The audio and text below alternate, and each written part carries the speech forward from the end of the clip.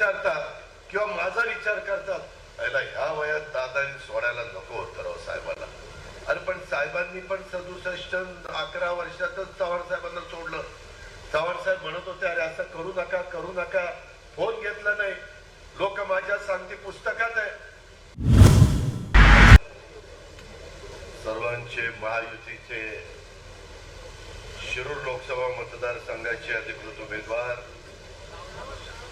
शिवाजीराव आढळराव पाटील, देवेंद्रजी शहा, विष्णू काका हिंगे पाटील, बाळासाहेब पेंडे पाटील, शरद बुटे पाटील, सगळे पाटील पाटील पाटील,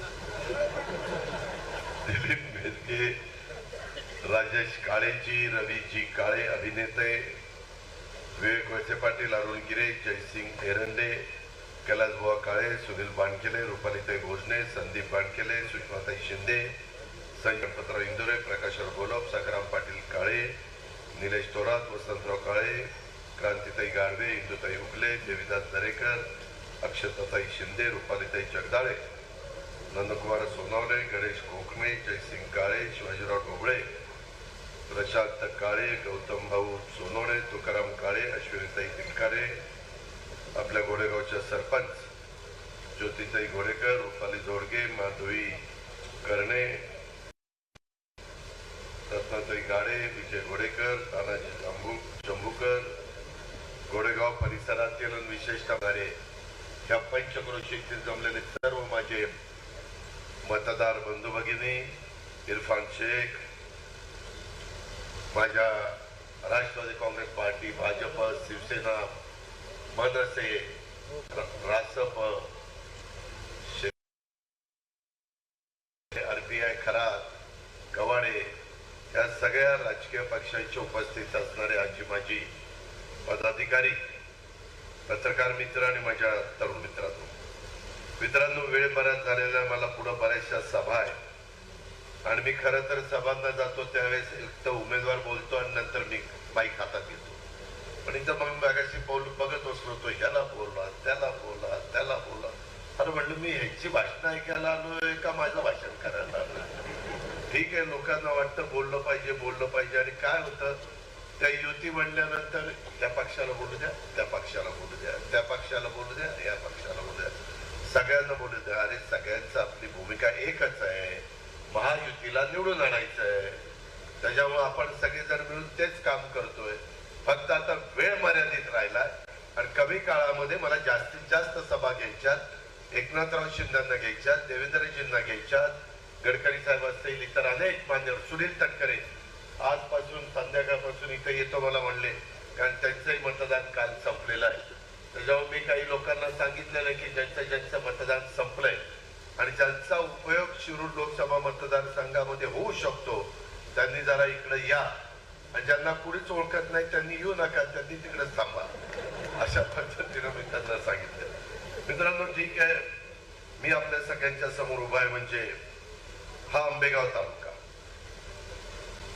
त्या आंबेगाव तालुक्यामध्ये येणारा शिरूरचा भाग, मी देखील फार तरुण वयामध्ये आदरणीय पवार साहेबांनी मला, दिलीप वळसे पाटलांना, जयंत पाटील, सुनील तटकरेंना, अशा अनेकांना संधी दिली. प्रत्येकाला कुणी ना कुणी संधी अनेक होऊ नका. इथं देखील मला आता शिवाजीराव सांगत होते की मी माग राष्ट्रवादी काँग्रेस पक्षामध्ये असताना त्या ताईंना जिल्हा परिषदेच्या करता संधी दिली. कुणी ना कुणी संधी देतात. आदरणीय पवार साहेबांना पण त्या काळात पवार साहेबांनी संधी दिली ना, संधी दिली म्हणूनच साहेब पुढे त्यांचं कर्तृत्व, नेतृत्व, वक्तृत्व दाखवू शकले, प्रशासनावर पकड दाखवू शकले. चव्हाण साहेबांनी 67 ला संधी दिली, परंतु इतिहास असं सांगतो 78 ला साहेबांनी चव्हाण साहेबांना सोडलं. मग जे मला विचारतात किंवा माझा विचार करतात, याला ह्या वयात दादांनी सोडायला नको होतं राव साहेबांना. अरे पण साहेबांनी पण 67-11 वर्षातच चव्हाण साहेबांना सोडलं. चव्हाण साहेब म्हणत होते, अरे असं करू नका करू नका. फोन घेतला नाही. लोक माझ्या सांगते पुस्तकात आहे. मी तरी 30-35 वर्ष साथ दिली. मी म्हटलं, साहेब आता बघू द्या, आता बघू द्या, आता बघू द्या. पण साहेब म्हणायचे, नाही मी सांगतो तसंच. कधीतरी आम्हालाही वाटतं ना बघावं. मला का 60च्या वर गेलो आता मी, कधी बघायचं मला काही कळलं ना तुमचं. आणि मी करतोय ना व्यवस्थित काम, मी काही चुका करत नाही. चुका केल्या तर माझा कान दागा, मला जा विचारा. जर आम्हाला कामं करून घेता येत नसतील, सर्व जाती धर्माच्या लोकांना न्याय देण्याची भूमिका आमच्या सारख्याची नसेल, तर तुम्ही त्या ठिकाणी विचारू शकता. किंवा तुम्ही शिवशाहू फुले आंबेडकरांची विचारधारा सोडली का? आम्ही नाही सोडली. आम्ही त्याच विचारधारेने पुढे चाललोय. आणि म्हणून माझं विनंती आहे, आता काही जण का दिलीप वळसे पाटलांनी साहेबाला सोडायला नको होतं. अरे आम्ही कुठं सोडलं? आम्ही साहेबांना समजावून सांगत होतो, साहेब तुम्ही नेहमी, आम्ही यशवंतराव चव्हाण साहेबांची पुस्तकं वाचली. चव्हाण साहेबांचा इथं फोटो आहे. चव्हाण साहेब सांगायचे, सत्ता असल्याशिवाय तुम्ही बहुजन समाजाला, मागासवर्गीयाला, आदिवासीला, अल्पसंख्याकाला मदतच करू शकत नाही. माझ्याकडे सत्ता नाही, दिलीपरावांच्याकडे सत्ता नाही, आणि नुसतंच म्हणायचं आम्ही असं करू, आम्ही तसं करू. अरे सत्ता नाही काय करू? विरोध केव्हा झाली ह्याच्यातला एक रुपया मिळाला नसता, सरकारमध्ये नसतो तर. शेवटी दिलीप वळसे पाटलाचा फायदा झाला नाही. आंबेगाव तिथं आम्हाला सांगण्यात आलं की मागे एक चक्रीवादळ झालेलं होतं, त्याच्यामध्ये हिरडा उत्पादकांचं मोठं नुकसान झालं, त्याला भरपाई द्या. जर आम्ही सरकारमध्ये नसतो तर 15 दिवसात भरपाई मिळाली असती. 15 पण नाही, 8 दिवसातच दिली. 15 कोटी दिले का नाही? सगळी सोंग करता येतात, पैशाचं सोंग नाही करता येत. आणि गेलेलं जसं एखादं पीक वाया गेलं, 3 वर्ष शेतकरी उपजायला येत नाही, पुन्हा त्याची घडी बसायला. त्याच्यामुळे आम्ही सतत विचार करत असतो. मगाशी शिवाजीरावांनी सांगितलं डीपीडीसीचा निधी असेल. आज मी तुमच्या पुढे येताना मी डीपीडीसीचा पण निधी दिलीप वळसे पाटील साहेबांना देखील या ठिकाणी जवळपास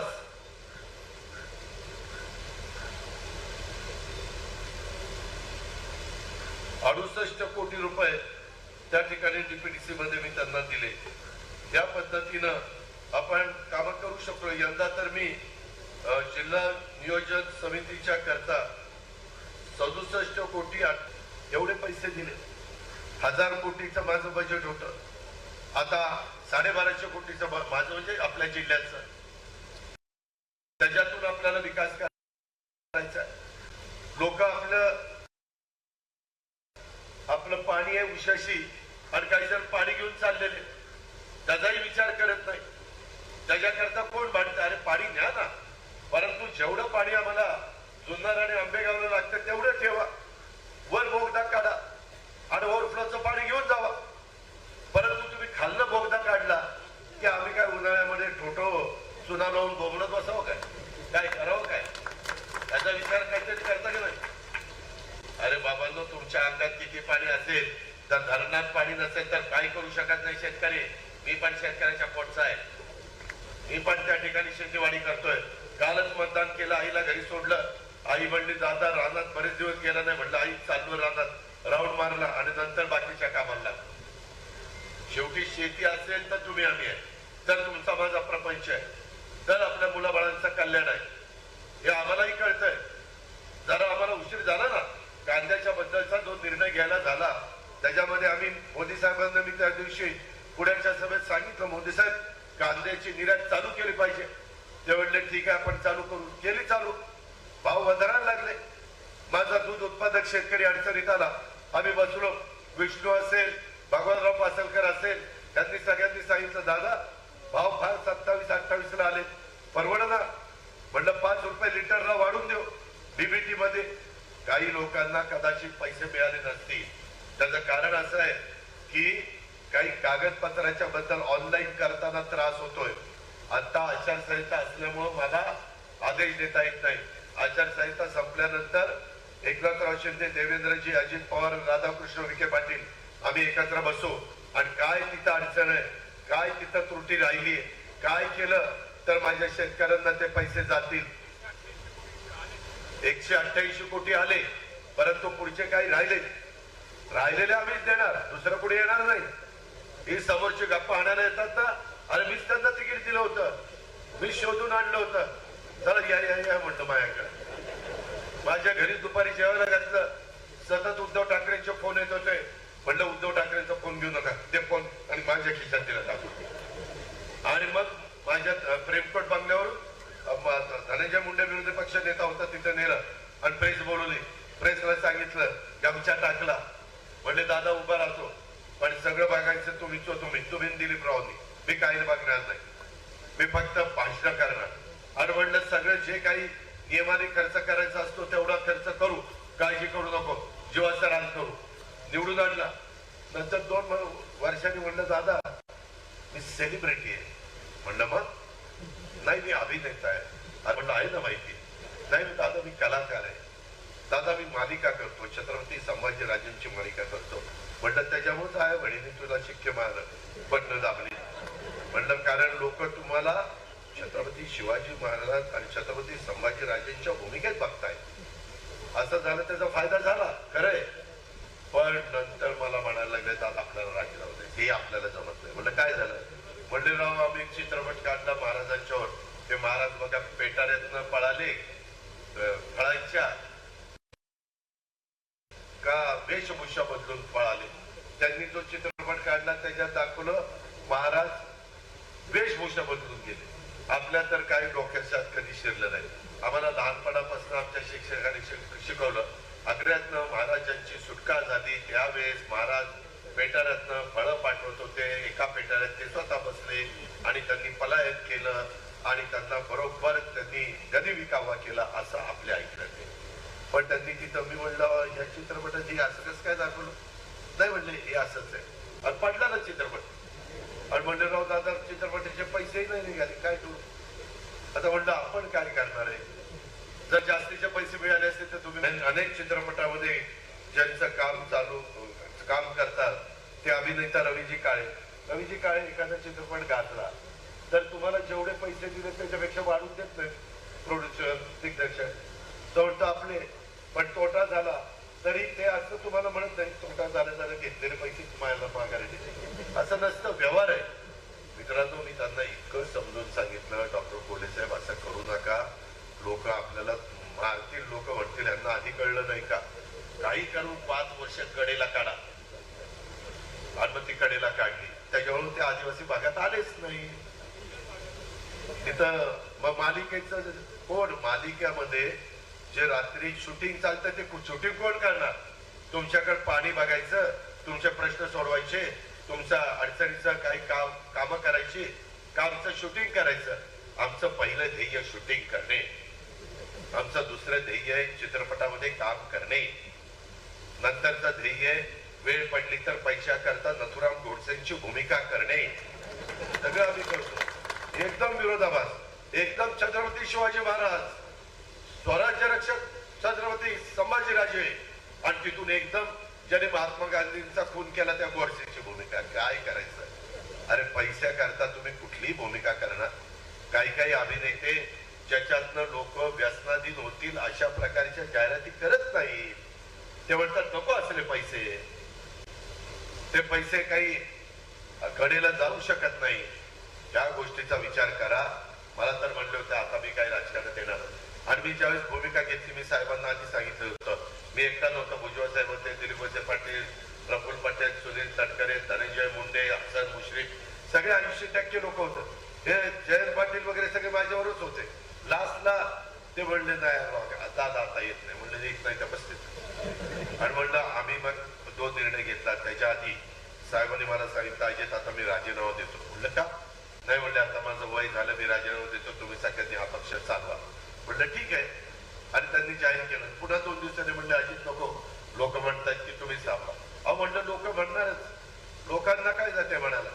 आता साहेब आजारी आहे, परंतु जे उमेदवार आहेत नाही साहेब हेलिकॉप्टर पाठवून देतो याच आम्हाला सभेला. त्यांना काही घेणं देणं नसतं. लोक स्वार्थी असतात. जोपर्यंत आमचे हातपाय व्यवस्थित आहे तोपर्यंत लोक आमच्या मागे येतात. मी आरआरचं उदाहरण बघितलं. आरआरला एकदा बघा 26/11चा हल्ला झाला आणि त्याच्यात आरआरने मला न सांगता त्याला राजीनामा दिला आणि गेला निघून. मी फोन केला, अरे कुठे गेला? म्हणलं अंजनीला आलो. म्हणलं का? म्हणले अमक्याने राजीनामा द्यायला सांगता. अरे म्हणलं मला सांगायचं ना, जरा ताण असतो, ताजा असल्यावर जरा शांत झाल्यावर आपोआप सगळं गार होतं म्हणलं. हे केलं असतं आपण बरोबर. नंतर मला भेटायला आला, म्हणला दादा 5-6 दिवस लोक आले नाही जात. अरे आबा, तुमच्याशिवाय या राज्याला आहे कोण? तुम्हीच उद्याचे नेते. आणि 10-15 दिवस झाल्यावर कुत्रही न म्हणले तिथं, एकटाच बसायचा. मग मी त्याला हेलिकॉप्टर पाठवलं, 6 महिन्यांनी आणलं, राष्ट्रवादी काँग्रेस पक्षाचा अध्यक्ष केला आणि पुन्हा त्यांनी कामाला सुरुवात केली. हे माहिती का? असं आहे. आता आंबेगावकरांनो, सातगाव पठाराच्या लोकांनो, माझ्या आदिवासी समाज बांधवांनो, आया बहिणींनो, आज आपले दिलीप वळसे पाटील साहेब आजारी, त्यांना तिथं राहत नाही. मला म्हणतात दादा मी व्हीलचेअर घेऊन जातो, तिथं लोकांना भाषण देतो. म्हटलं अजिबात नाही, आम्ही लोक आहोत. तुम्ही जो प्रचार करणार आहे तोच प्रचार आम्ही करणार आहे घड्याळाचा. आम्ही दुसरा प्रचार करणार नाही, काळजी करू नका, असं मी त्यांना सांगितलं. आणि म्हणलं आता दवाखान्यात जोपर्यंत धडधाकट होत नाही तोपर्यंत सोडायचं नाही. देवेंद्रजींना सांगितलं, विष्णूला सांगितलं, बाळासाहेब बेंडेंना सांगितलं, सगळ्यांना सांगितलं आता तुम्ही काम करायचं. मागे 2004ला असा प्रसंग माझ्यावर आला होता, राष्ट्रवादी काँग्रेसवर आला होता. पवार साहेबांनी सांगितलं अजित आपल्याला गंभीर आजार झालेला आहे, ऑपरेशन केल्याशिवाय गत्यंतर नाही. साहेबांना सांगितलं फॉर्म भरा आणि ऑपरेशनला विष काढलेलं जावा, सगळी जबाबदारी आपण सांभाळतो. आजपर्यंत बारामती भागामध्ये फक्त फॉर्म भरायचा आणि शेवटच्या सभेला यायचं, बाकी सगळा हा पट्ट्या बघायचा. लाखांच्या मतांनी निवडून आणायचं. एकदा नव्हतो, तुमच्यासारखे तिथं कार्यकर्ते होते, पण म्हणायला काय जाते हा पट्ट्या करायचा. मित्रांनो, गमतीचा भाग जाऊ द्या, परंतु मी आपल्याला सांगतो, आज देखील आपला नेता ज्यांनी आपल्या आंबेगाव शिरूरचा चेहरा मोहरा बदलला, आज पण मला सारखं दादा देवेंद्र फडणवीसजी आम्हाला कुठल्याही परिस्थितीमध्ये जे कलमोडी धरण, सातगाव पठारे येथील वेळ नदीवरील 9 कोल्हापूर पद्धतीचे बंधारे, नंतर उपसा सिंचन योजना या प्रकल्पाचे 3 घटक, माझ्या आंबेगाव तालुक्यातील 9 कोल्हापूर पद्धतीच्या बंधाऱ्यांची कामं 9ला पूर्ण झाली. कलमोडीचं काम 10ला पूर्ण झालंय. साधारण 2 TMCचं धरण आहे. माझ्या राजगुरुनगर तालुक्यातल्या पहिल्या टप्प्यामध्ये उपसा सिंचन योजनेमध्ये 4,32,840 एकर आणि तिसऱ्या टप्प्यानंतर आंबेगाव तालुक्यातलं साधारण 3,000 एकर एवढं सिंचन क्षेत्र मूळ प्रकल्प अहवालाप्रमाणे आहे. आणि 200 कोटी रुपयांचं सुप्रमा आता आपण त्याच्यामध्ये दिलेली आहे. आतापर्यंत 58 कोटी रुपये खर्च केलाय. परंतु दिलीप वळसे पाटलांना जसं त्यांच्या गावामध्ये पाणी द्यावंसं वाटतं, तसं खेडचे आमदार दिलीपराव मोहिते पाटील त्यांनाही वाटतं. त्यांनी 22 जुलैला एक निवेदन दिलंय आणि त्याच्यातून आदिवासी विभागाकडनं आपण 15 कोटी रुपयाचा निधी उपलब्ध करून दिलाय. आदिवासी त्यांच्या भागातल्या देखील गावांना पाणी उपलब्ध करून देण्यासाठी धरण ते चासकमान धरण या दरम्यान नदीवर 2 कलमोडी धरण ते चासकमान 2 बंधारे आणि 2 उपसा सिंचन योजना आश्वासित केलं होतं. त्याच्यात कारवाई झाली नाही, तेही करा. आपल्याला त्याच्यातनं दोघांचा मिळून मार्ग काढायचा आहे. तुम्हालाही समाधानी करायचं आहे, त्यांनाही समाधानी करायचं आहे. तसं पूर्वी सांगितलं जायचं 1 तीळ 7 जणांमध्ये वाटून खावा, तसंही आपण करणार आहे. काळजी करू नका. त्याच्यामध्ये आपण खेडवाल्यांना पण मदत करणार, तुम्हालाही मदत करणार. आणि आम्ही शब्दाचे पक्क्यावर जे सांगेल तसं आम्ही करतो. अर्थमंत्री म्हणून मी आहे, देवेंद्र फडणवीस जलसंपदा मंत्री आहे. जलसंपदा मंत्री आणि अर्थमंत्री दोघांची जोड झाली की काम झालं म्हणून समजा. त्याबद्दल आपण काही काळातली कामं, आज कसं माझं आंबेगाव बदलत गेलं, कसं शिरूर आणि आंबेगाव विधानसभा मतदारसंघ बदलत गेला. पूर्वी शिवाजीराव आपल्या बरोबरच होते, परंतु त्यांनी त्यावेळेस उमेदवारी मागितली. आम्हाला वाटलं की आता काँग्रेस आणि राष्ट्रवादी एक आली. त्यावेळेस काँग्रेस विरोधात लढून देखील आपण अशोकरावांना मोहोळला खेड लोकसभा मतदारसंघात निवडून आलो. अशोकराव मोहोळ त्यावेळेस पुन्हा त्यांना तिकीट दिलं. अशोकरावांना वाटलं की आता तर काँग्रेस आणि राष्ट्रवादी एक, समोर तर काहीच नाही. या पट्ट्याने घेतलं तिकीट धनुष्यबाणाचं. अजी पोखरनं सगळं माहिती होतं, कुठं बरोबर पोखरायचं, कुठं बरोबर जायचं. रात्रीच गडी इकडं तिकडं जायचा कुठं कुठं आणि पोखरून बघतोय निकाल तर उलटाच लागला. शिवाजीराव पाटील ते मुलाला अण्णाला म्हणलं अण्णा कसं आलं का आता असं कसं काय झालं आता झालं काय बट शिक्के मारले तेव्हा शिक्के मारत होते शिक्के मारले झालं म्हणलं करणार काय. शेवटी निवडणूक पडल्यानंतर काळजी न लढवायची असते. उगेच असं तसं बघून चालत नाही. आज तुमच्या इथं अनेक प्रकारे कोल्हापूर टाईप बंधारे झाले. तुमचा भीमाशंकर सहकारी साखर कारखाना उत्तम चाललाय. राज्यात एक 15 पहिला 5 मध्ये येतोय. शरद बँक तुमची उत्तम चाललेली आहे. तुमच्या संस्था चांगल्या चाललेल्या आहेत. आता मी शिवाजीराव पाटलांच्या तिथं हेलिकॉप्टर उतरवलं त्यांच्या ग्राउंडवर शाळेच्या. ही शाळा त्यांची उत्तम चाललेली आहे. त्यांच्या पण ज्या संस्था काढल्या क्रिकेटचा ग्राउंड बाकीच्या मुलांना खेळायला नवीन मुलं तयार करायला स्विमिंग पूल सगळ्या गोष्टी ते करतायत. माझ्या आदिवासी भागातली मुलं दरवेज असतात चलाक असतात. त्यांना ट्रेनिंग दिलं की ते नंबर्स काढतात. ती आपली कल्पना ह्याची नाशिकची ती आदिवासीच ना ती पहिली आली ना. अशा बऱ्याच मुलांना ट्रेनिंग देण्याची गरज आहे आणि ते आपण सगळे करतोय. आपण इथलं इंजिनिअरिंग कॉलेज असेल बाकीच्या सगळ्या शिक्षण संस्थांचं जाळं तुमच्या इथं उभं केलं. राज्य सरकारचा निधी मोठ्या प्रमाणावर तुमच्या विधानसभेमध्ये देण्याचं काम केलं. आरोग्याच्या सुविधा तुम्हाला दिल्या. त्यावेळेस मला कोरोनाच्या काळात मला वाटतं 6 कोटी मागितले 12 कोटी मागितले होते. 12 कोटी मी दिले. का तर माझे आंबेगाव तालुक्यातले लोक आजारी पडू नये, पडले तर उपचार करता यावेत, करोनातून बाहेर निघावे ही आमची भावना. आम्ही कुठेही कमी पडलो नाही.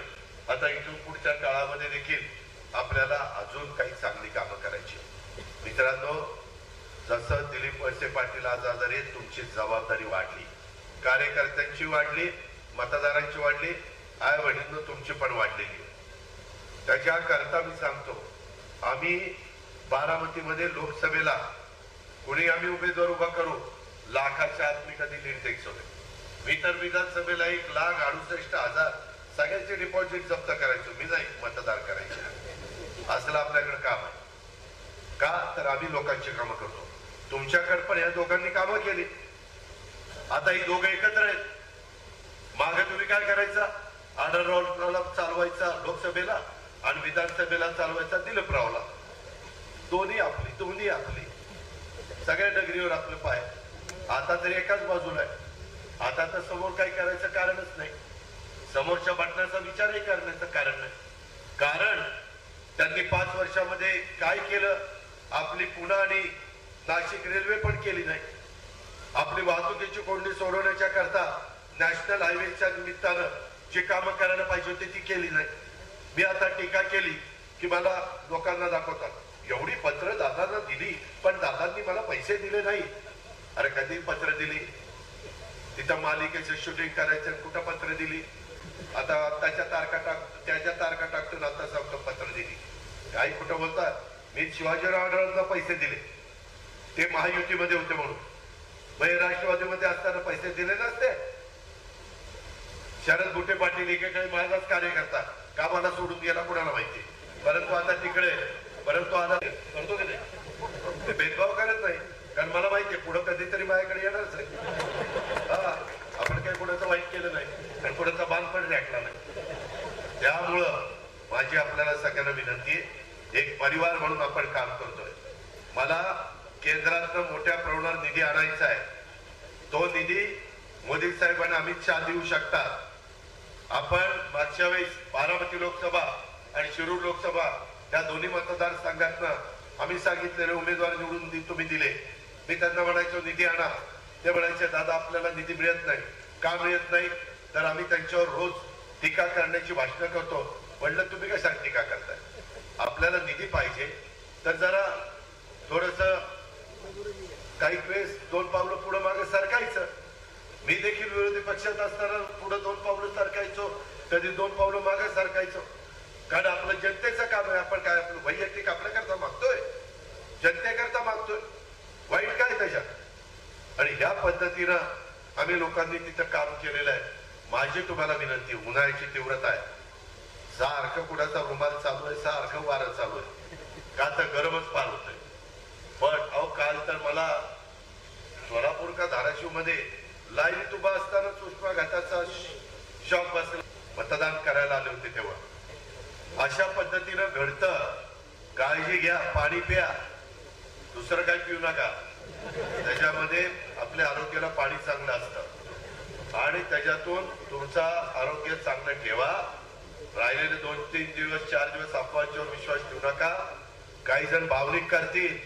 मी माझ्याही बारामतीकरांना शेवटपर्यंत सांगत होतो. तिथं शेवटच्या सभेत आमचे पुतणे रडले. म्हणलं का रे तुला आत्ताच रडायचं आठवलं? इतके दिवस नाही रडणं आठवलं?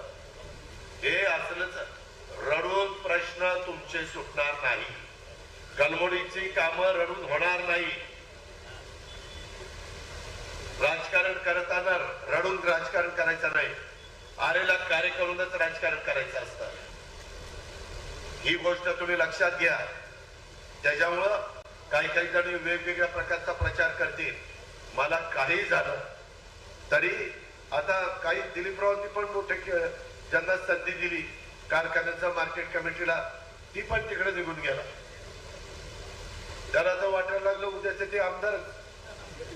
आणि आता आमच्या समोरच्या पार्टीचे जे येणार नाही त्याला म्हणतात ये आणि त्याला म्हणतात तुला आमदारकी, तुला आमदारकी. मी इंदापूर तालुक्यात तिघांना सांगितलं त्यांनी आमदारकी.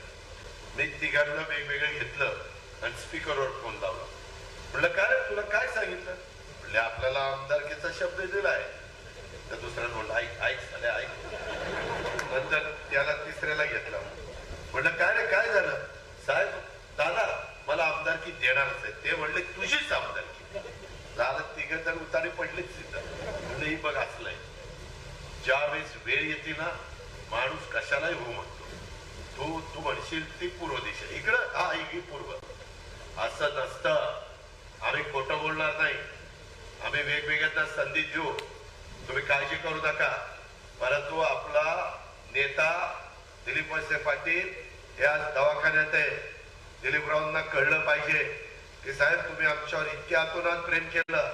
आमच्या शिरूर आणि आंबेगाव विधानसभा मतदारसंघाचा असा विकास केला, असा कायापालट केला हे आम्ही विसरू शकत नाही.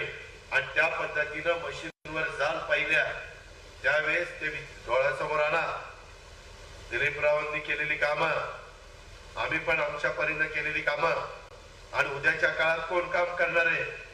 उगवता सूर्य कुठं येते बघा. आणि त्या पद्धतीनं पहिलंच बटन त्या घड्याळाच्या समोरचं दाबायचंय. ती दाबा. यांचं एकदा दोनदा तीनदा झालं, चौथ्यांदा आपणच पाडलंय. परंतु चौथ्यांदा आता आपल्यालाच निवडून आणायचंय. सावकार मारायला निघाले शिवाजीराव. त्याकरता तुमचं पवित्र मन माझी हात जोडून विनंती आहे. तुम्ही कामाच्या बद्दल काही काळजी करू नका. खूप चांगल्या सातगाव पठार करमुडीचा प्रचार केला. आम्हाला पाणी सुद्धा प्यायला नाही. काय गोळा घातला होता काय काल काय? अहो साहेब याच्याबद्दल बोललो. साहेब बोललो मी. आपण ऐकलं नाही माझं.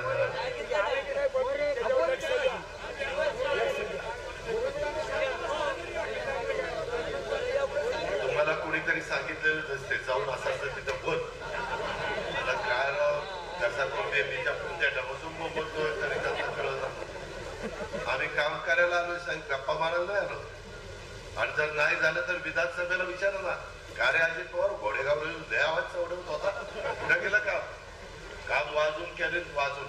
फक्त कामाची सुरुवात तर नक्कीच झालेली असेल. आपला शब्द आहे. आपण शब्दाचा पक्का आहे. म्हणूनच 19ला देवेंद्रच्या बरोबर सरकार केलं होतं. आणि माझ्या चुलत्यांनी सांगितलं होतं त्यांच्यावर सरकार करायला. आणि मलाच मिटिंगला घेऊन जात होते. आणि नंतर तेच बदल आलं. म्हणलं आपण कसं काय बदलायचं? 6 मिटिंग झालं राव साहेब, असं कसं नाही. म्हटलं आता याला सोडायचं आता शिवसेना. म्हटलं ही कसं काय चालत? म्हटलं आपण नाही, आपण त्यांना शब्द दिलाय. मी त्यांचा शब्द पाळणार. नंतर काय व्हायचं ते होईल. आपण शब्द पाळला. त्या पद्धतीनं मित्रांनो मी कोणाला दुखवत नाही. आता काल मी माझ्या आईला मताला घेऊन गेलो. काय नुसत्या टीव्हीला बातम्या, दादांनी आईला मताला घेऊन. अरे चालेल तो माझी आई मीच नेणार का तुम्ही नेणार आहे? तिनं मला तिच्या पोटी मी जन्माला आलो, ती माझी आई आहे. ती मला म्हणली अजित तू मताला जा. नेहमीच मी नेतो, ज्या वेळेस पण मी नेलं ती म्हणलं मी तुझ्यावरच मताला येणार. आधी मताला. तरी दादांनी ह्याच्यात राजकारण आणलं. अरे कसं राजकारण आणलं? तुझ्या घरात आई वडील असल्यानंतर तू मताला घेऊन जात नाही का? हाताला धरून देत नाही का? हे सगळे नौटंकी हो, यांचा काय विचार करू नका. यांना काही घेणं देणं नाहीये. दिलीप वळसे पाटील, शिवाजीराव आढळराव, आमची महायुती, आम्ही सगळेजण तुमचे प्रश्न सोडवण्याच्या करता खूप काही प्रश्न त्या ठिकाणी आहेत. विशेषतः भीमाशंकर अभयारण्याचा प्रश्न केंद्राच्या माध्यमातून सोडवावा लागेल. आम्ही शिफारस करू, केंद्रामध्ये शिवाजीराव आढळराव पाटील तिथं फॉरेस्ट मिनिस्टरला भेटतील. त्यांचं जरा कमी पडलं तर आम्ही पण तिथं रेटा लावू आणि त्या पद्धतीनं करून घेऊ. धरणाच्या आतील बाहेरील प्रश्न सोडवले जावेत. त्याच्यामध्ये मदत पुनर्वसन खातं आणि भाईदास पाटील आपल्याच राष्ट्रवादीकडे, त्यांना बोलू आणि आपले काही धरणाच्या आतले बाहेरचे प्रश्न असतील तर ते पण आपण त्या ठिकाणी सोडू. त्याला निधी लागणार असेल तर निधीच्याही बद्दल आपण मुख्यमंत्र्यांशी बोलू. आपला हजरत अलीचा दर्गा, आपलं मागं हरिश्चंद्र महादेव देवस्थान, त्याही संदर्भामध्ये लोकांची श्रद्धा आहे, लोकांच्या भावना आहे. जिथं लोकांची श्रद्धा असते, जिथं लोकांच्या भावना असतात तिथं आपण हायगाई करत नाही. फक्त तुम्ही कुठेही जातीपातीचा नात्यागोत्याचा विचार करू नका. इथं सर्व धर्म समभाव. आपल्या नवी स्वराज्याची स्थापना महाराजांनी केली. जरा बाजूला महाराज विचारा मला. महाराजांनी केली. त्याच्यामध्ये महाराजांनी 18 पगड जाती 12 बंधुतेदारांना एकत्र घेऊन त्या ठिकाणी नवी स्वराज्याची स्थापना केली आणि त्याच रस्त्याने आम्ही पुढे चाललेलो आहे. 35 लाख दिला का द्यायचा? हा, त्यावेळेस मी अल्पसंख्याक विभागाला माझ्या अल्पसंख्याक सहकार्यांना सांगू इच्छितो, मी मौलाना आझाद महामंडळाचं भागभांडवल 1000 कोटी रुपये आम्ही महायुतीनं केलं. एकनाथराव देवेंद्रजी, मी. त्याच्यानंतर आम्ही तिथं कर्ज प्रकरण करण्याच्या करता काही त्रुटी होत्या. जसं दुधाचं बिल मिळालं, तुम्हाला त्रास होतोय, अनुदान, तसं त्या त्रुटी सगळ्या दूर केल्या. कॅबिनेटला निर्णय घेतला. आता त्याही वर्गाला त्याच्यात मदत होईल. वक्फ बोर्डाच्या जमिनी पुढे लाटत होतं, त्याच्यामध्ये पण काही दुरुस्त केली. काही ठिकाणी दफनभूमीला वॉल कंपाऊंड, कुठं दर्ग्यासाठी काही मदत. अशा प्रकारे यंदा आपल्या राज्यामध्ये मोठ्या प्रमाणावर अल्पसंख्याक विभागाला मदत केलेली आहे. मनसरला 3.5 कोटी रुपये दिले. त्याला आम्ही करतोय. बाकीचे नुसतेच आमच्या नावाने शंका फोडतात की हे देणार नाही. आम्ही सगळ्यांना देतो आणि पुढेही देणार. त्याच्याबद्दल काही काळजी करू नका.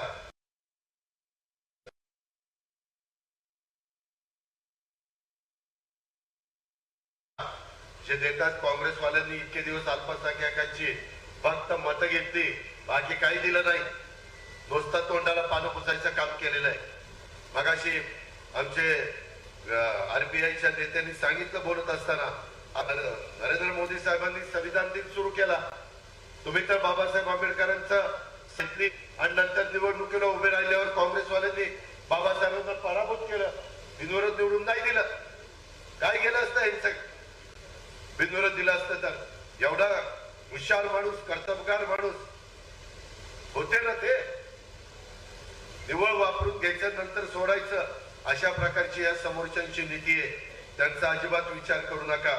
माझ्या आंबेगाव तालुक्यामध्ये पांडवदरा, लपा योजना, निगोटवाडी, तिथं पण प्रशासकीय मान्यता आपण 17 कोटी 25 लाख रुपयाची दिलेली आहे. त्याच्यामध्ये साधारण 912 घनमीटर पाणी साठा होणार आहे आणि 200 हेक्टर म्हणजे 200 हेक्टर आणि 500 एकर जमीन सिंचनासाठी येणार, खोलीच्या खाली येणार आहे. त्याचा कार्यारंभ 10/2/23 ला आदेश मेसर्स पाटील कन्स्ट्रक्शन पुणे यांना दिला गेलेला आहे. वन खात्याचं NOC प्रमाणपत्र मिळण्याचा प्रस्ताव मिळाल्यानंतर कामाला सुरुवात होणार आहे. वर्क ऑर्डर वगैरे सगळं झालंय. NOC आता ते आणतील आणि ते काम सुरू करतील. त्याबद्दल काही काळजी करू नका. त्याच्या संदर्भामध्ये आणखीन वेगवेगळ्या प्रकारचे काही प्रश्न मला इतर सहकारी मित्रांनी दिलेले आहेत. त्याही कामामध्ये मी तुमचा पालकमंत्री या नात्याने लक्ष घालीन. आपण अजिबात भावनिक होऊ नका. मी दिलीप वळसे पाटील, आम्ही सगळे, छगन भुजबळ, आम्ही सगळे चांगलं काम करून दाखवू. आजही आम्ही चांगलं काम करतोय. कुठं चुकलं तर सांगा. अजित पवार इथं चुकलं. जो काम करतो तो चुकतो, जे काम करत नाही तो बिनचूक असतो. कारण ते काम करत नाही, ते नुसतं शूटिंगला जातो मुंबईला. ही गोष्ट लक्षात ठेवा, वाईट वाटून घेऊ नका. खरं आहे ते सांगतो. 5 वर्ष वाया गेली. तो बॅकलॉग भरून काढायचा आहे आणि तो बॅकलॉग भरून काढायला केंद्राची आणि राज्याची मदत लागणार आहे. राज्यात आम्ही आहोतच, परंतु केंद्रात पण मोदी साहेब तिथे येणार आहेत असा जनतेचा देशातल्या कौल आहे. त्याच्यात माझ्या शिरूर आंबेगाव विधानसभा मतदारसंघाच्या मतदारांनी किंवा आंबेगाव शिरूर मतदारसंघाच्या मतदारांनी पण कुठं मागं राहू नका अशी माझी तुम्हाला हात जोडून विनंती आहे. अजिबात. नाहीतर आता राष्ट्रवादीचा करतो म्हणून भाजपने मागे हटायचं, हे भाजपचा करतो म्हणून राष्ट्रवादीने मागे हटायचं. आता कोण बघणार आहे? असं करू नका. दिलीपराव तिथं बसून त्यांची माणसं त्यांनी पेरली. रोज विचारतायत कोण कोण काय करतंय, कोण नुसतंच वरवर करतंय, कोण आतनं करतंय, कोण बाहेरनं करतंय. हे सगळं त्यांना माहिती आहे. आपण देखील ज्यावेळेस आपल्या घरातली एखादी व्यक्ती आजारी असते, दवाखान्यात ऍडमिट असते, त्यावेळेस तुमची आमची जबाबदारी जास्त असते. त्या जबाबदारीचं भान ठेवा आणि शिवाजीराव आढळराव पाटलांना घड्याळाच्या समोरचं बटन दाबून प्रचंड मताधिक्यांनी महायुतीचे उमेदवार म्हणून लोकसभेमध्ये पाठवा. जे काही आपली कामं केंद्राचा कोट्यवधी रुपयाचा निधी आणण्याच्या करता ते मी, एकनाथराव शिंदे, देवेंद्र फडणवीस, आम्ही सगळे, दिलीप वळसे पाटील, आम्ही सगळेजण त्या बाबतीमध्ये यशस्वी होऊ हा विश्वास मी तुम्हाला या निमित्तानं देतो. भर दुपारच्या वेळेस आपण एवढ्या मोठ्या संख्येने उपस्थित राहिला. आया बहिणींनो, तुम्ही पण उपस्थित राहिला. तुम्हाला पण चांगलं केलंय. पुढच्या निवडणुकीत 29ला 181 जागा 543 सोडून महिलाच आहेत. तुमचाही चान्स लागेल कदाचित. देश विदेशातील प्रत्येक घडामोडींचे लाईव्ह अपडेट मिळवण्यासाठी आता साम टीव्हीच्या सर्व सोशल मीडिया प्लॅटफॉर्मला लाईक, फॉलो आणि सबस्क्राईब करा. तसंच सर्व नोटिफिकेशनसाठी बेल आयकॉन प्रेस करायला विसरू नका.